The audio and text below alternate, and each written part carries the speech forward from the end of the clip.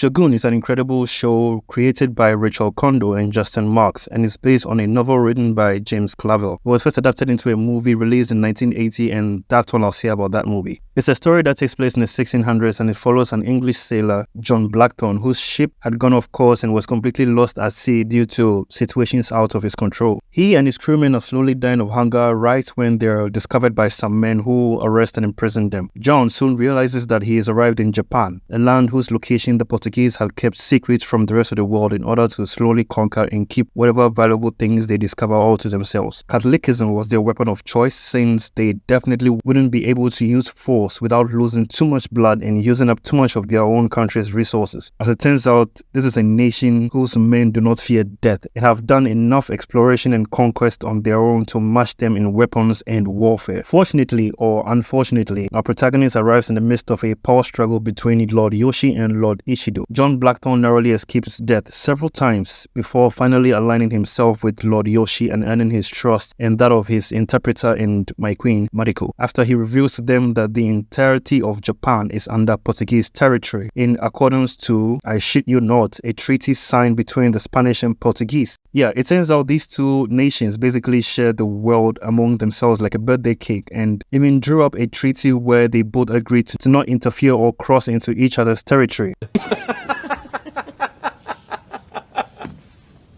Delusional audacity doesn't even begin to describe this diabolical middle finger to the rest of the world. Now, I'm really curious as to how the British came along years later and had the largest colonial empire, while these two had the head start. Like, how badly did they fuck things up to lose to the British? No offense, but you are a stupid asshole. Mariko, John's interpreter and our queen, is initially hesitant to believe John as she has developed a friendship with a Portuguese priest she trusts, but soon realizes that John isn't a barbaric evil man she was manipulated into believing, especially after John risked his life to protect her and Lord Yoshi. The two begin to develop a friendship over their similarities and recently shared near-death experiences, and Mariko's husband dies, so that she and John can be together, and that's why I paused the show to make this video. It was all obvious. So please, I beg you, be mindful of the spoilers in the comments.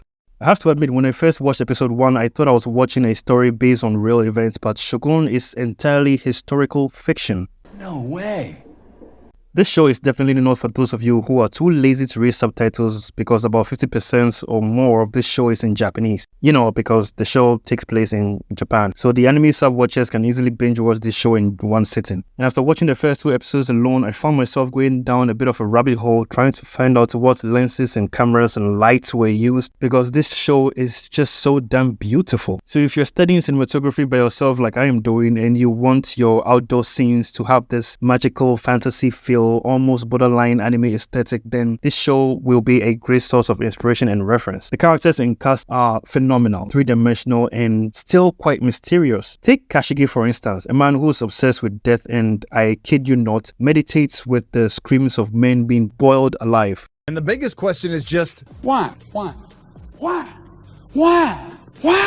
He rules over a small district and is secretly playing both sides of the power struggle, but you get the sense that he's doing this because he has no choice and none of the lords give him the option to stay out of their conflict altogether. And then there's our queen Mariko-sama, which is not actually a queen, I'm just calling her that for reasons. Mariko is the embodiment of the struggle and harsh life almost every woman in that era had to endure, and the show encapsulates that so well without villainizing all men like modern Hollywood is known for doing these days. Wait, why do I feel like I sound like I'm reading from a script? Do I sound like I'm reading from a script? Let me know if I sound like that. The show's pacing is nailed perfectly, even for its first episode, which is over an hour long, and if not for the fact that I have a very physically demanding job, I would have binge watched the whole thing by now. One sad thing I thought about while writing the script was, by the end of 2025, this miniseries will probably be forgotten about, despite being an incredible piece of artwork, because for every gem like Shogun, there is 100 dog shit movies and TV shows all trying to push The message. and scattered across God knows how many streaming platforms, all fighting for your attention and wallet. And I honestly can't tell if that's worse or equally as bad as doom scrolling on TikTok. I'm only 4 episodes in, but I just had to make this video to talk about Shogun, and I can say with absolute confidence that this miniseries is nothing short of amazing. Must watch more.